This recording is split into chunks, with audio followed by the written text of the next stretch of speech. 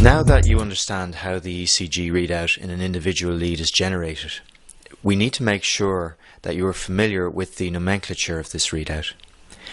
Remember, the deflection produced by atrial depolarization is termed a P wave, while ventricular depolarization produces the QRS complex. The nomenclature of the QRS complex can cause some confusion, but is in fact quite straightforward. Within the QRS complex, any positive deflection, that is, a deflection above the isoelectric line, is termed an R wave. Any negative deflection which follows an R wave is termed an S wave. However, if the first deflection of the QRS complex is negative, this deflection is termed a Q wave. This is important. A Q wave can only exist if and only if the first deflection of the QRS complex is negative. A negative deflection following a positive deflection, no matter how small that positive deflection may be, is an S wave.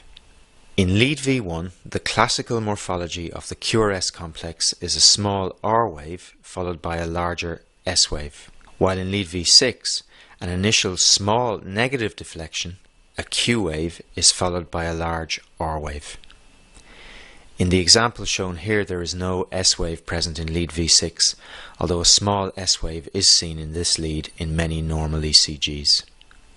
The section of the ECG recording connecting the end of the QRS complex and the beginning of the T wave is termed the ST segment, and the junction between the ST segment and the end of the QRS complex is termed the J point.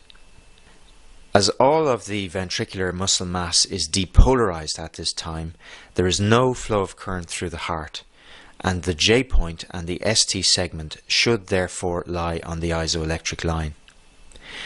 This is generally true, but you will learn later in this course that there are normal ECG variants in which the ST segment lies above the isoelectric line. This becomes very important when we go on to try and identify patients with myocardial infarctions, but that's for later.